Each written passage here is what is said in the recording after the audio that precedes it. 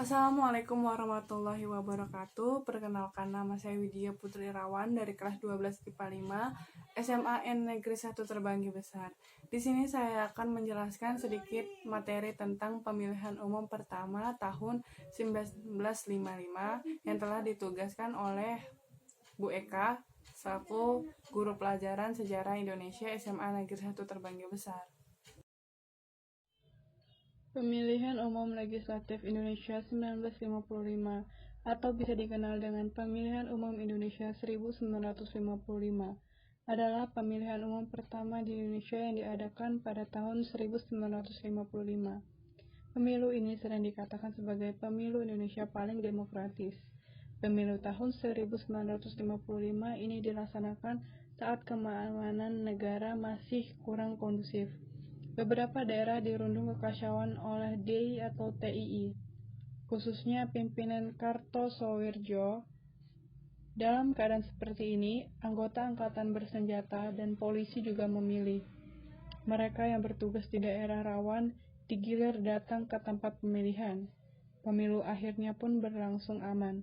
Pemilu ini bertujuan memilih anggota-anggota DPR dan konstitut.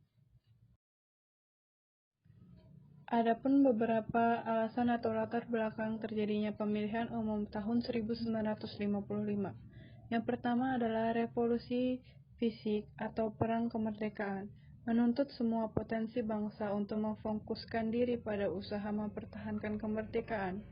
Yang kedua, pertikaian internal, baik dalam lembaga politik maupun pemerintahan cukup menguras energi dan perhatian. Yang ketiga, belum adanya UU Pemilu yang mengatur tentang pelaksanaan pemilu.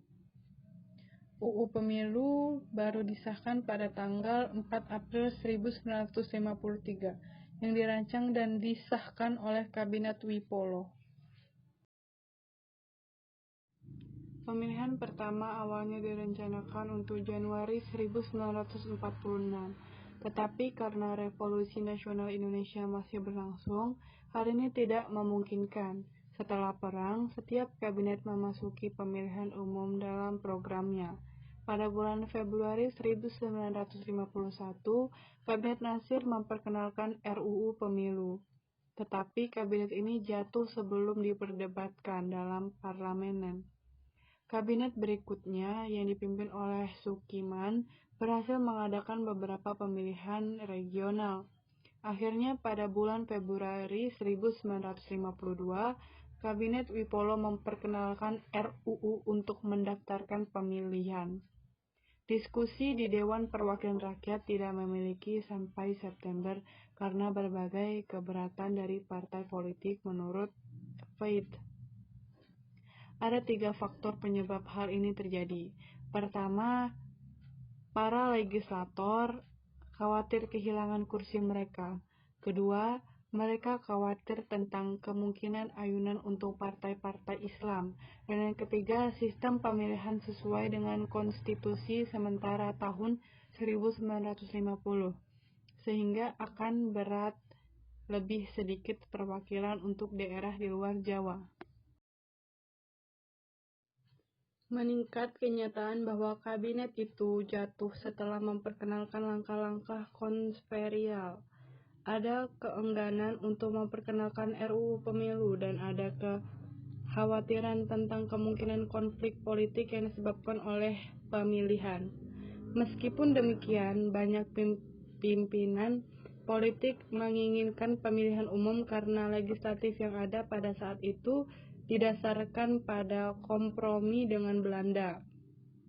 Dan karena itu dianggap memiliki sedikit otoritas rakyat, mereka juga percaya bahwa pemilu akan membawa stabilitas politik yang lebih besar.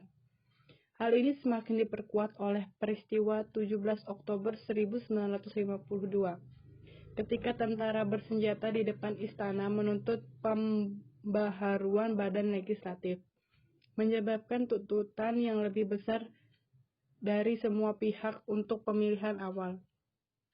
Pada 25 November, RUU Pemilihan telah diajukan ke Dewan Perwakilan Rakyat. Setelah 18 minggu perdebatan dan 200 usulan amandemen, RUU tersebut akhirnya disahkan pada 1 April 1953 dan menjadi hukum pada 4 April. RUU ini menetapkan jumlah keanggotaan legislatif di mana semua anggota legislatif untuk 150.000 penduduk dan memberikan hak untuk memilih bagi semua orang yang berusia di atas 18 tahun atau yang pernah atau yang sudah menikah. Begitu RUU disahkan, kabinet mulai menunjukkan anggota Komite Pemilihan Pusat. Hal ini dilakukan untuk memilih satu anggota dari setiap partai pemerintahan dan setiap amandemen. Namun Partai Nasional Indonesia (PNI) memprotes bahwa mereka tidak memiliki anggota dalam komite, dan perselisihan ini masih belum terselesaikan ketika kabinet itu jatuh pada 2 Juni. Pada tanggal 25 Agustus 1953, Perdana Menteri baru Ali Sastroamidjojo mengumumkan jadwal persiapan untuk pemilihan selama 16 bulan, mulai bulan Januari 1954. Pada tanggal 4 November, pemerintahan mengumumkan Komite Pemilihan Pusat baru yang diketuai oleh anggota PNI 5. Hadi Kusumo dan termasuk semua partai yang diwakili di pemerintahan, yaitu Nahdlatul Ulama atau NU, Partai Sarekat Islam Indonesia atau PSII, Partai Rakyat Indonesia atau PRI, Partai Rakyat Nasional atau PRN, Partai Buruh dan Barisan Tani Indonesia atau BTI, serta beberapa partai pendukung pemerintahan seperti Persatuan Tarbiyah Islamiyah atau PTRI dan Partai Kristen Indonesia atau Perkindo. Pemilu 1955 dibagi menjadi 2 tahapan, yaitu tahapan pertama adalah pemilihan untuk memilih anggota DPR. Tahap ini diselenggarakan pada tanggal 29 September 1955, diikuti oleh 29 partai politik dan individu. Tahapan kedua adalah pemilu untuk memilih anggota konstitut. Tahapan ini diselenggarakan pada tanggal 15 Desember 1955.